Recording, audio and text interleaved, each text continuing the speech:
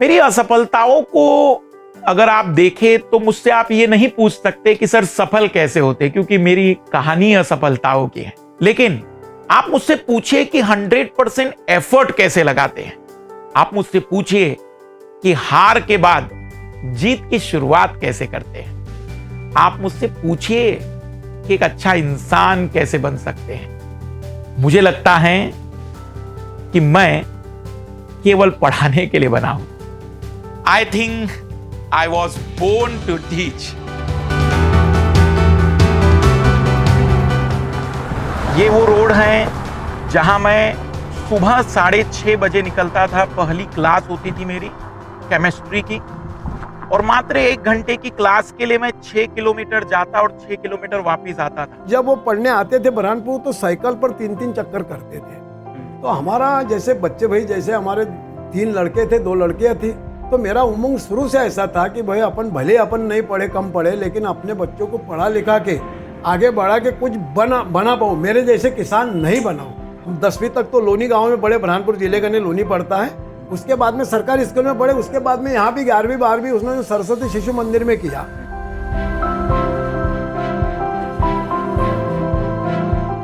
यही वो जगह है जहां मैंने पानी के लिए क्लास 5th में आंदोलन किया।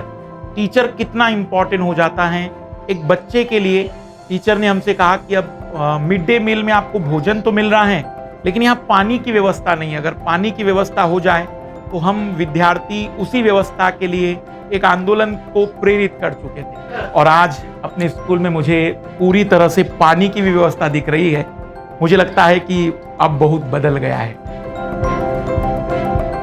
मैं जब क्लास 5th में था तब उस समय ये जो ईंटें बनाई जाती थी हमारे गांव के बाहर, वही जहां पर मेरा मकान है, बिल्कुल जहां खेत आ जाते हैं, तो वहां पर 100 ईंटें बहने के 1 रुपए मिलते थे, जिसको 5 पिंजरे कहते थे। तो उस समय भी मुझे लगता है कि मैंने उस कार्य को भी किया। फिर क्लास 12 तक तो मैं कहूंगा पूरी एंजॉय के साथ मैंने जिंदगी जी है। पढ़ाई कम और मस्ती ज्यादा की है। 4 बच्चे बढ़िया थे, 2 लड़कियां, 2 भाई बड़े थे, ये सब में छोटे थे, ये थोड़े कमजोर थे, तो मुझे नहीं लगता था कि ये कुछ बन पाएगा। लेकिन 12वीं के बाद मेरा पढ़ाई की ओर झुकाव बढ़ा। सभी लोग घर में मैथमेटिशियन थे, मेरे ब्रदर, मेरे सिस्टर, और बहुत अच्छे गणित जानते थे। लेकिन घर में सबने कहा भाई सभी लोग मैथमेटिक्स लेंगे तो कुछ तो बदलाव किया जाए। तो उन्होंने कहा कि भाई तुम बायोलॉजी लो। बायोलॉजी जिसके बारे में मैं कुछ भी नहीं जानता था, तो मेरी टीचर ने कहा था कि बेटा बायोलॉजी में आज तक कोई फेल नहीं हुआ है, मुझे तुम्हारा डर है। अब बात आती 12वीं पास होने के बाद आगे क्या। मुझे लगा कि नहीं, मुझे अब MBBS करना चाहिए, जो मैंने अपने मित्रों से सुना था। जब मैंने ये बात घर वालों से कही तो ऑब्वियसली तो सभी ने कहा कि तुमसे ना हो पाएगा। बस वही जो शब्द थे चुप गए, और मैंने कहा कि अब 10 साल लगे या 12, करना तो मेडिकल की एग्जाम ही है। इसी जिद ने मुझे कॉम्पिटिटिव एग्जाम की दुनिया में प्रवेश कराया। फाइनली पूरी मेहनत करने के बावजूद भी फर्स्ट अटेम्प्ट जो मेरा रहा वो मात्र 142 नंबर ही ला पाया मैं आउट ऑफ 200। मैंने सोच लिया है 10 साल मैंने इसको दे देने हैं, और मैंने फिर वो सेकंड अटेम्प्ट लिया जिसमें मैंने सबसे ज्यादा किताबें पढ़ी। मेरी जिंदगी का वो साल जिसमें मैंने अपनी जिंदगी में सबसे ज्यादा पढ़ाई की है। ये वो कमरा है जहां मैंने सबसे ज्यादा पढ़ाई की है। दरवाजा लगा देने के बाद आप पूरी तरह से दुनिया से अलग हो जाते हैं। बस दिन और रात आपको इस छोटी सी खिड़की से पता चलता है, यहां से आने वाली हवा, रोशनी। मतलब मैंने अपनी जिंदगी में मेडिकल की जब प्रिपरेशन की, वो 3 साल जिसने मेरी जिंदगी को सच में बदल दिया, वो 3 साल अकेले उन किताबों के साथ जिसके कारण मैं आज इस प्रकार से विद्यार्थियों तक पहुंच पाता हूं। अपनी किताबें भी याद है आज भी। फिजिक्स में लड़ीवाला जी की किताब थी, केमिस्ट्री में प्रदीप, और दिनेश बायोलॉजी में जो मैंने एक ऐसी किताब खरीदी थी जो इंग्लिश मीडियम की थी। उस किताब के पहले पन्ने को पढ़ने में मुझे 15 दिन लगे थे, और उसका रिजल्ट रहा कि मैं सेकंड अटेम्प्ट में 0.34 मार्क्स से रुक गया। लेकिन सच बताऊं कि उस मेहनत के बाद मैं सच में टूट गया था। वो मेरी आखिरी लिमिट थी, वो मेरी अपनी क्षमताओं की आखिरी पावर थी जो मैंने दिखा दी थी। लेकिन उसके बाद घर वालों को लगा कि नहीं, इनके अंदर कैलिबर है। उन्होंने कहा कि हम सब इंतजाम कर लेंगे और तुम्हें हम इंदौर भेजते हैं पढ़ने के लिए। तो अगले दिन निकले हम इंदौर के लिए पहुंचे और इंस्टीट्यूट ज्वाइन किया। पूरी ताकत और पूरी एनर्जी लगाने के बाद इस बार भी किस्मत ने थोड़ा कम साथ दिया और 0.21 मार्क्स से थर्ड अटेम्प्ट में भी मैं सिलेक्शन नहीं ले पाया। ये मेरा तीसरा अटेम्प्ट था और फाइनली अब चिंता का विषय ये हो गया था कि अब आगे क्या। तब मैंने बीएससी में एडमिशन लिया। जब वहां बीएससी फर्स्ट ईयर में गया तो आप यकीन मानिए कि शिक्षक जिन चीजों को पढ़ा रहे थे वो मेरे जबान पर थे।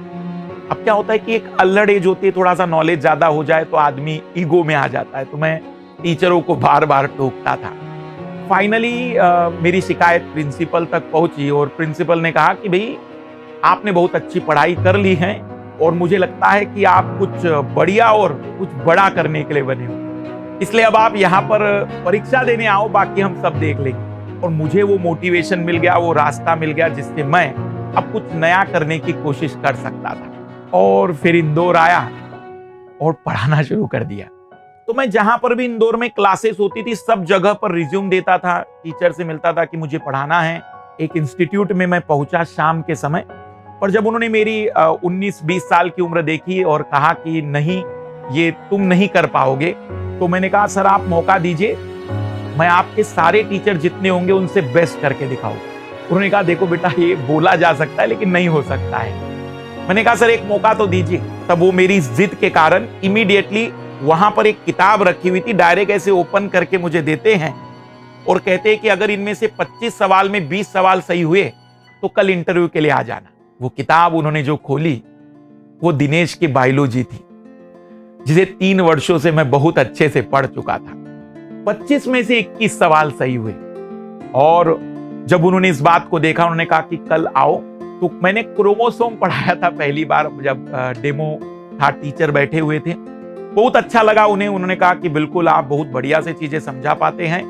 मेरी सैलरी मात्र 4,000 रुपए तय की गई थी और फर्स्ट मंथ में ही मेरा परफॉर्मेंस और मेरी क्लासेस इतनी ज्यादा लगी कि उन्होंने सर ने 15,000 रुपए सैलरी उस समय मुझे दी थी फर्स्ट मंथ। तो वहां से कॉम्पिटिटिव एग्जाम को पढ़ाने की दुनिया में इंदौर में मेरी शुरुआत होती है। जब मेरा फाइनल ईयर था उस समय मैंने अपने डायरेक्टर से कहा कि भाई जिस हिसाब से मैं पढ़ा रहा हूं आप मुझे थोड़ा सा उस तरीके का वेतन दीजिए। तो उन्होंने कहा कि बिना डिग्री किए हुए व्यक्ति को जो सैलरी हम दे रहे हैं अगर पूरे भारत में कोई दे दे तो हमें बता दीजिए। पुनः बात चुप गई। हमने उसी समय दिल्ली का टिकट किया और एक जाने माने इंस्टीट्यूट में इंटरव्यू दिया, डेमो क्लास दी। मुझे उस समय 12 लाख का पैकेज दिया गया था, ये बात है 2009 की। मैं वही कागज उनके पास लेकर आया कि सर आपने कहा था। तो वो बहुत ही नाराज हुए कि बोले हर चीज इतना सीरियस नहीं लेते। और इस दौरान मेरी एमबीए की तैयारी हो चुकी है, मैंने सारी एग्जामें दे दी थी, कैट से लेकर एटमा, मैट, सभी में मेरा परफॉर्मेंस बहुत बढ़िया था। और कैट में मेरे रीजनिंग और मैथ्स में तो 99 परसेंटाइल आ गए, लेकिन इंग्लिश में यहां मेरी हालत खराब हो गई। वैसे इंग्लिश के साथ मेरा रिश्ता बहुत अद्भुत रहा है। मैंने मेडिकल की एग्जाम जो महात्मा गांधी वर्धा की दी थी, वहां पर भी इंग्लिश के कारण मैं पास नहीं हो पाया, जबकि मेरी ऑल इंडिया 3rd रैंक थी। और यहां पर भी मुझे आईआईएम नहीं मिल पाया, बाकी बहुत अच्छे कॉलेज मिल रहे थे। और वही जिद जो एमबीबीएस के जमाने में थी वही जिद यहां भी थी कि नहीं करेंगे तो आईआईएम से करेंगे, नहीं तो नहीं करेंगे। यहां भी पुनः फेल होकर अब मैं तीसरे शहर जा रहा हूं, मतलब जहां से फेल हो रहे हैं वहां एक नई जगह जा रहे हैं। और अब मैं दिल्ली में कुछ जाने माने इंस्टीट्यूट में न केवल एमबीए के विद्यार्थियों को मैथमेटिक्स पढ़ाने के लिए जा रहा हूं, बल्कि केमिस्ट्री और बोटनी पढ़ाने के लिए भी एमबीबीएस और आईआईटी की तैयारी करने वाले विद्यार्थियों को मैं पढ़ा रहा हूं। लेकिन इस दौरान मेरे जितने कलीग थे वो मेरे परफॉर्मेंस से बहुत अच्छे खुश थे। उन्होंने कहा कि देखो अभी तुम्हारी ऐसी उम्र नहीं है। अब मेरी उम्र लगभग मान लीजिए कि 22-23 साल की है और वे सभी कह रहे हैं कि भाई आप इतना जल्दी पैसों के पीछे क्यों लगे हो, आपके पास दिमाग अच्छा है, आप यूपीएससी की तैयारी क्यों नहीं करते। ये वो समय है जब मैंने पहली बार सुना कि यूपीएससी की भी तैयारी करनी चाहिए। तो मैंने इमीडिएटली बड़े मुश्किल से 10 दिन के अंदर डिसीजन लिया कि अब कोई जॉब वॉब नहीं रहेगी, अब हम पूरी तरह से यूपीएससी की प्रिपरेशन करेंगे। और मैं मुखर्जी नगर में आया। मुखर्जी नगर में जब मैंने देखा तो सच में एक बहुत अद्भुत ही दुनिया थी। मैंने पहली बार देखा कि एक छोटी सी जगह पर 200-300 क्लासेस, जहां पर बच्चे पूरी तरह से पढ़ाई में, और किताबों की दुकान पूरी तरह से किताब और फोटोकॉपी से लबालब भरी पड़ी। तो अब मैं सफर पर निकल चुका हूं यूपीएससी के। इकोनॉमिक्स की उस क्लास में जब मैं बैठा तो पहले दिन की क्लास में वो जीडीपी जैसे शब्द पर कुछ डिस्कशन कर रहे थे। और क्योंकि मैं केमिस्ट्री का स्टूडेंट हूं भाई, मैंने कहा भाई जीडीपी क्या है? हमारे यहां पर एडिनोसिन ट्राइफॉस्फेट एटीपी होता है, तो जीडीपी ग्वानिन डाइफॉस्फेट होगा। पर वो लगभग 3 घंटे तक जीडीपी में कभी भी उन्होंने फुल फॉर्म बोला नहीं। मुझे लगा ये कुछ नई बात चल रही है जो मेरे समझ से परे है। इसमें बड़ी दिलचस्प कहानी यह है कि मैंने एक पड़ोस से पूछा कि भाई ये जीडीपी क्या होता है। उस व्यक्ति ने हमारी तरफ इस तरीके से देखा कि जैसे दुनिया में सबसे बड़ा गवार व्यक्ति मैं ही हूं। उन्होंने कहा कहां से आए हो? देखो, मैंने कहा भाई एमपी से है हम, मुझे यूपीएससी करना है, तो ये जीडीपी क्या होता है? बोले तुमसे ना हो पाएगा। ये वही शब्द है जिन्होंने मुझे मेडिकल में जिद्दी बनाया था। और वही समय था जब मुझे लगा कि नहीं, अब तो यूपीएससी की प्रिपरेशन होगी। और फिर यहां से मैंने तैयारी की शुरुआत। पहले 15 दिन तक मैंने अपने आप को कुर्सी पर बांध के ही रखा था। भले ही मेरा पढ़ने में मन ना हो, लेकिन मैं कुर्सी से उठूंगा नहीं, ये जिद मैंने अपना ली थी। और परिणाम हुआ कि 15 दिन के बाद मन ने सरेंडर कर दिया और फाइनली मेरा मस्तिष्क अब उस परीक्षा की तैयारी के लिए शुरू हुआ जिसके लिए मैं दिल्ली वास्तविक रूप में शायद भेजा गया था। फर्स्ट अटेम्प्ट में प्री निकाला, केमिस्ट्री प्रीलिम्स में था। उस समय प्रीलिम से केमिस्ट्री से प्रीलिम पास करना बहुत चैलेंजिंग था, लेकिन फर्स्ट अटेम्प्ट में ही निकाल दिया था मैंने। तो यहां से अब एक प्रकार से मैं यूपीएससी वाला एस्पिरेंट बन चुका हूं। अब मेरे अंदर कोई चीज नहीं, और यही से मैंने अपने बालों को भी बढ़ा दिया था, क्योंकि अब मैं टीचिंग जॉब से अब एक स्टूडेंट लाइफ जी रहा था। तो मैंने कहा अब इस बार तो पूरे मजे से स्टूडेंट लाइफ जिएंगे। फाइनली रिजल्ट आया कि मेंस नहीं निकल पाया। अब बड़ा कश्मकश था कि सेकंड अटेम्प्ट दूं या री अटेम्प्ट वापस पढ़ाने की दुनिया को। 2011 में नया नया बदलाव आया था और सीसेट नाम का एक पेपर इंट्रोड्यूस हुआ था। तब मैंने सीसेट पढ़ाने के लिए वहां के एक इंस्टीट्यूट में संपर्क किया। वहां के जो डायरेक्टर थे उन्होंने भी बिल्कुल जैसे मैं बैठा हूं, अचानक 2 सवाल दाग दिए कि बोले बताओ इसका जवाब क्या होगा। और मैथमेटिक्स वाला दिमाग था तो बहुत बढ़िया से उत्तर मैं दे पाया।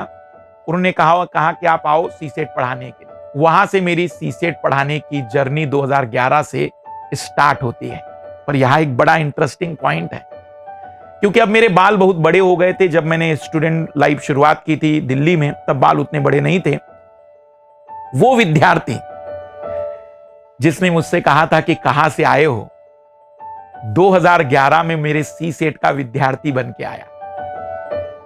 जब मैंने उसको पूरा सीसेट पढ़ाया तो उसने जो जवाब दिया वो मेरे लिए आज भी बहुत अद्भुत है। उन्होंने कहा कि सर मैं बहुत टाइम से मुखर्जी नगर में पढ़ रहा हूं, लेकिन मैंने आज तक इस तरीके से पढ़ाना नहीं देखा। और 2015 में एक बहुत बड़ा परिवर्तन हुआ जब सरकार ने डिक्लेयर कर दिया कि सीसेट का पेपर अब क्वालिफाइंग हो जाएगा। तो मेरे पास जो 1200-1500 बच्चे आते थे वो अचानक 100 बच्चों में सिमट गए। 2016-17 मेरे लिए बहुत क्रूशियल रहा, यहां तक कि मैंने दिल्ली से वापस अपने शहर बुरहानपुर में भी एक इंस्टीट्यूट खोला, लेकिन 2 महीने के अंदर ही मैं यहां पर वो स्टूडेंट नहीं पाया जिसकी मैं बात कर रहा था। मैं वापस दिल्ली गया, जहां पर मैं पूरी तरह से जो मेरी सेविंग थी खत्म कर चुका था। उसको छोटे बच्चे बहुत अच्छे लगते थे। वो सदू भैया का ना, उनका वो खेत में जाते थे ना, खेत में काम संडे के दिन बोलते थे मटेरियल डालने को, वो खोड़ फेंकने को, तो दोनों मस्ती करते थे। ऐसे मस्ती करते से सब गारे से भर जाते थे मिट्टी से। फिर दूध लेके आता था तो नहाता था, नहाते नहाते भी वो गाने बोलता था भगवान के।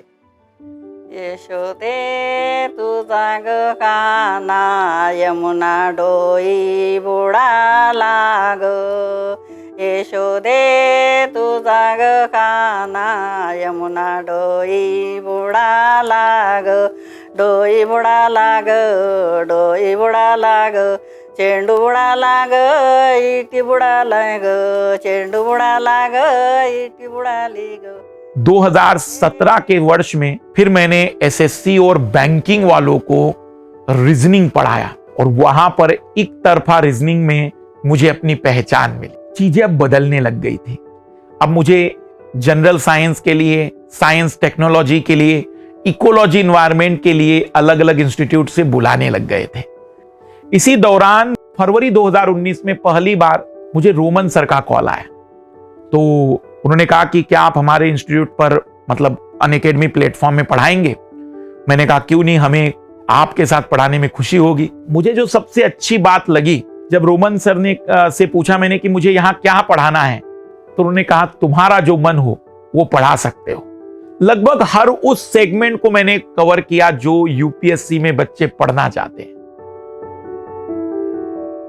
ये वो सब्जेक्ट है जो मैं पढ़ता हूं, ये वो है जो मैं पढ़ाना चाहता हूं, और ये वो सब्जेक्ट है जो मैं पढ़ाता हूं। अरे मैथ्स तो रह ही गया। हिस्ट्री में इंडस वैली सिविलाइजेशन जब मैंने पढ़ाया तो वो अभी तक का सबसे हाईएस्ट व्यू वाला वीडियो है। 33 लाख अभी तक उस पर विद्यार्थी उस वीडियो को देख चुके, और शायद ही कोई नेगेटिव कमेंट्स उसमें होगा। मेरे लिए वो बहुत बड़ी बात रही, क्योंकि हिस्ट्री में पहली बार पढ़ा रहा था। और 2022-23 तक आते आते आज मुझे बहुत खुशी होती है कि मुझे कई भी जगह पर विद्यार्थी मिलते हैं। मैं कई बार फ्लाइट में होता हूं तो वहां स्टूडेंट मिलते हैं, कहते कि सर मैंने XY जो एग्जाम होती है ग्रुप की, उसमें सिलेक्शन लिया था आपकी रीजनिंग पढ़ के। जो CRPF के जवान होते हैं उसमें कई बार वो मुझे मिलते हैं, कहते हैं कि सर हम आपकी करंट अफेयर की क्लास और बाकी कक्षाओं को भी देखते हैं। वो एक अलग खुशी मिलती है जब आपसे कोई आपका विद्यार्थी टकराता है। मतलब घर पर आके ऐसा लगता नहीं उनके फेस से कि वो इतने टायर्ड हुए, थके हुए, एकदम स्माइली फेस रहता है उनका। और बच्चों के साथ भी अच्छे से टाइम स्पेंड करते हैं, उनकी पढ़ाई से लेकर, और उनके साथ मूवी देखना, गेम्स खेलना, और कभी कभी फ्री अगर हुए तो फिर किचन में भी हेल्प करते मेरी। बोलते आओ आज कुछ मज़ेदार खाना बनाए, चिकन बनाए, तो प्याज काटना हुआ, अलग अलग रेसिपीज ट्राई करते हो। रही बात कंपटीशन की, तो लाल लालियों जो क्रैक करते हैं वो हम में से ही तो एक होते हैं, मतलब मुमकिन है। निदा फाजली जी की बहुत अद्भुत पंक्तियां हैं। सफर में धूप तो होगी, चल सको तो चलो, सभी है भीड़ में, तुम भी निकल सको तो चलो। किसी के वास्ते राहें कहां बदलती है, किसी के वास्ते राहें कहां बदलती है, तुम अपने आप को बदल सको तो चलो।